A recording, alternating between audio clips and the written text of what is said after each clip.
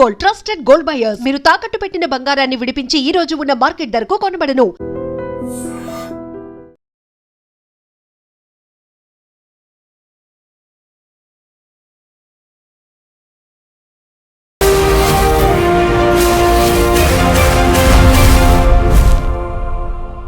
నమస్తే, welcome to I dream social spotlight with కవిత.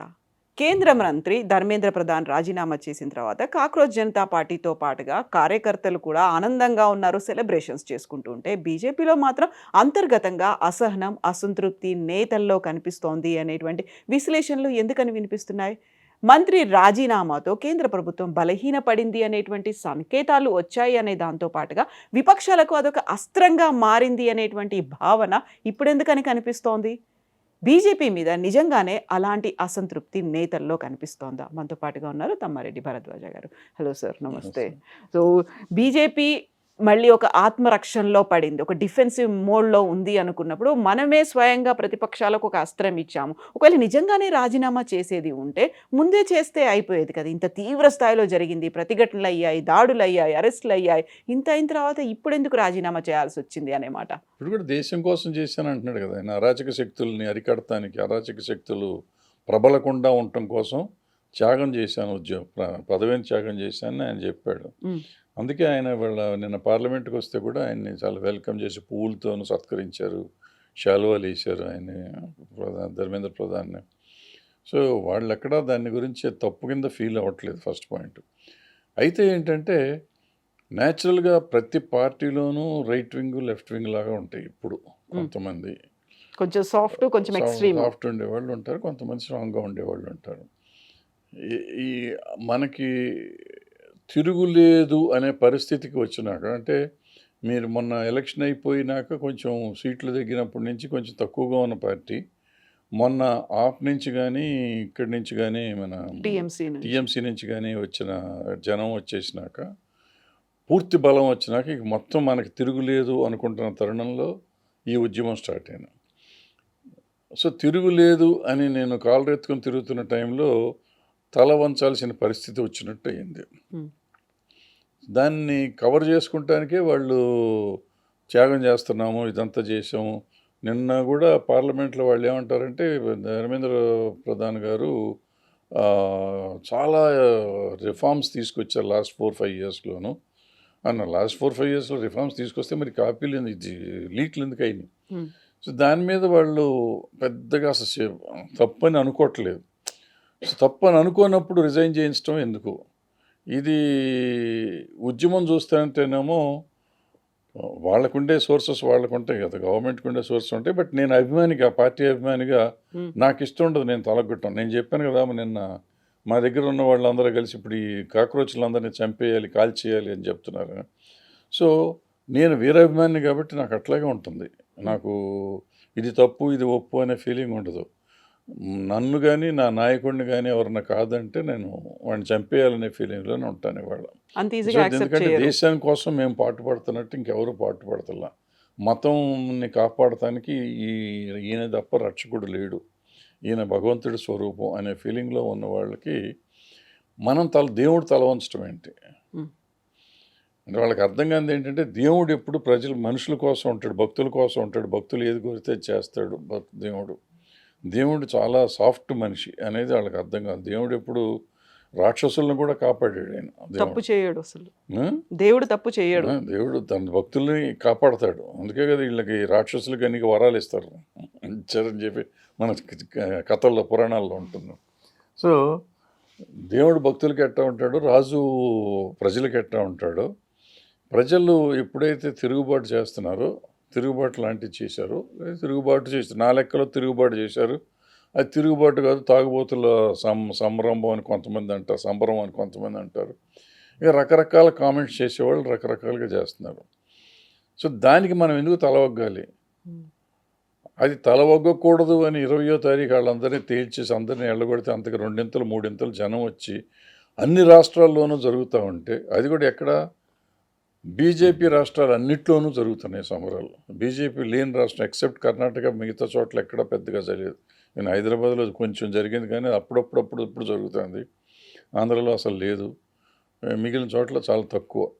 అయితే నేను వాళ్ళ అభిమానిగా నేను ఒప్పుకోను. ఉమ్. వాళ్ళు తల ఒగ్గటం. తల ఒగ్గలేదని మనం చెప్తున్నాం కానీ బయటికి మనసులో అందరికీ తెలుసు తల వంచేసామని. గంభీరంగా చెప్పినప్పటికీ ప్రతిదీ మనం తల వంచామని తెలుసు. ఎందుకు వంచాలి అసలు? మనకేంటి ఎంత మెజారిటీ ఉంది, మనకి మనం చేయగలిగింది ఉంది. నిజంగా ప్రజల్లో కూడా మెజారిటీ ఉంది కదా, మనం అంతా ఉన్నాం కదా, మేము కాపాడుకుంటాం అనే ఫీలింగ్ వాళ్ళకు ఉంటుంది. దాంతో వాళ్ళందరూ వాళ్ళ అసంతృప్తి తెలియజేస్తారు. ఉమ్. అది కొంచెం బయటకు వచ్చి ఉంటుంది. ఇక్కడ ఇంకో ప్రాబ్లం ఏమొచ్చిందంటే చాలామంది బీజేపీ మంత్రులు కానీ నాయకులు కానీ వాళ్ళ పిల్లలు కూడా వచ్చి ఇందులో పార్టిసిపేట్ చేశారు. ఇప్పుడు కేసులు పెట్టాలి అని అంటే మాత్రం వాళ్ళ పిల్లల మీద కూడా పెట్టాలి. Hmm.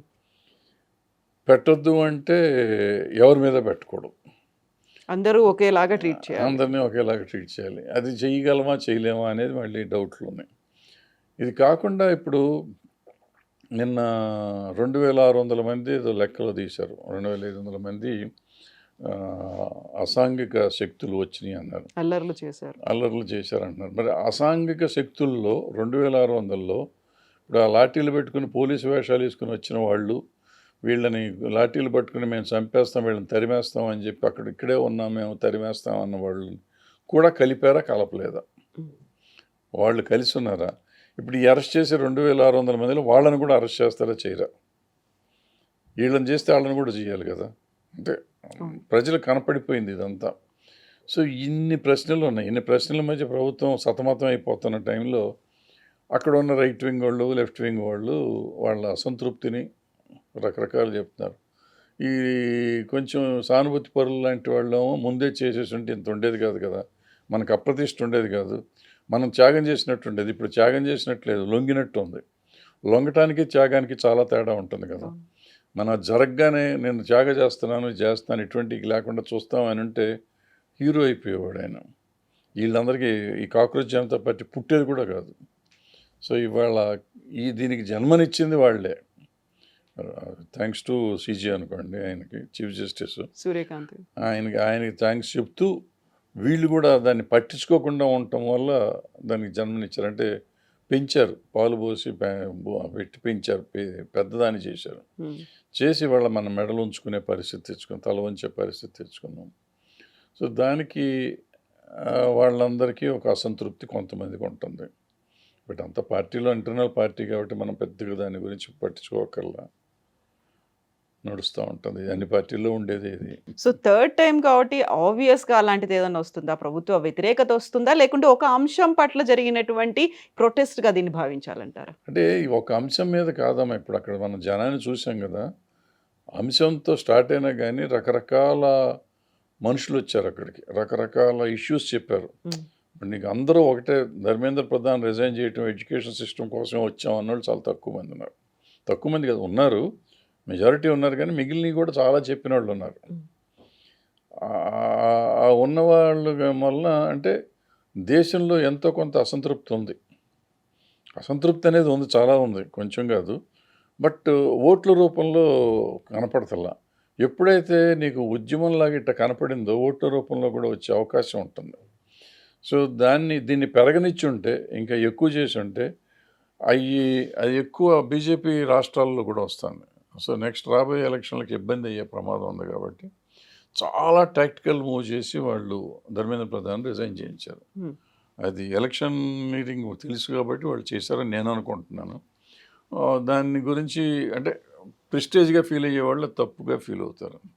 బట్ అదే ధర్మేంద్ర ప్రధాన్ చాలా క్రూషియల్ పర్సన్. రాబోయేటువంటి ఎలక్షన్స్లో కీలకమైనటువంటి రోల్, ఒక ఇన్ఛార్జ్గా అక్కడికి వెళ్తారు. గతంలో కూడా ఇలాంటివి స్ట్రాటజీస్ బాగా చేశారు అనేది పార్టీలో ఆయన్నేం తక్కువ చేయలేదు, లేకుంటే ఆయన్నేమో ఇన్సల్ట్ చేసి పక్కన పడేసింది కాదు. ఆయనకి ఇంతకు మించినటువంటి ఒక మేజర్ రోల్ రాబోతోంది, ఇవ్వబోతున్నారు అనేది కూడా. బట్ అదే టైంలో బీజేపీ అంటే వ్యతిరేకత ఉందా అంటే, బీజేపీ ఇంకొక అస్త్రాన్ని ప్రతిపక్షాలకి అందులోనూ కాంగ్రెస్ పార్టీకి ఇచ్చిందా అనేటువంటి ఇంకో క్వశ్చన్ మార్క్ కనిపిస్తోంది. ఏమి ఇచ్చినా కానీ కాంగ్రెస్ పార్టీ వాళ్ళు నిలబడే పరిస్థితి ఏం లేదు. అంటే సరైన అపోజిషన్ నాయకుడు లేడు.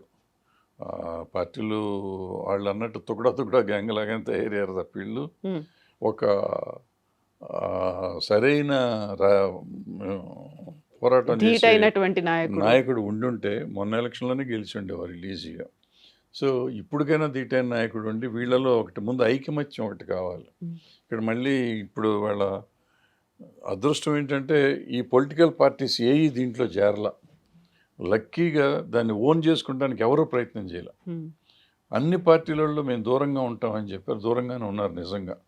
మామూలుగా ఇంత పెద్ద ఉద్యమం జరిగినప్పుడు ప్రతి పార్టీ ఓన్ చేసుకుంటానికి ట్రై చేస్తున్నాం. అనివార్యంగా ఎంటర్ అయిపోతారు. అనివార్యంగా ఎంటర్ అయిపోయి వాళ్ళు దాన్ని మేమే నాయకులు అని చెప్తూ ఉంటారు.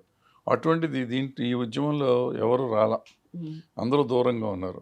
సపోర్ట్ చేసామన్నారు తప్ప లోపలికి వచ్చి కూర్చోాల. వాళ్ళు ఏమన్నా చేసిన బయట అవుట్ సైడ్ ఈ గ్రూప్లో కాకుండా బయట నుంచి వాళ్ళు చేశారు.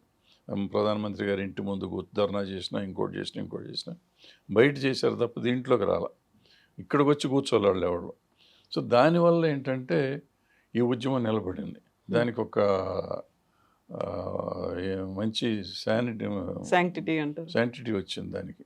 అది లేకుండా రాహుల్ గాంధీ గారు వచ్చి ఇక్కడ కూర్చుంటే ఇది కాంగ్రెస్ వాళ్ళు చేశారని ఫిజిల్ అవుట్ అయిపోయేది.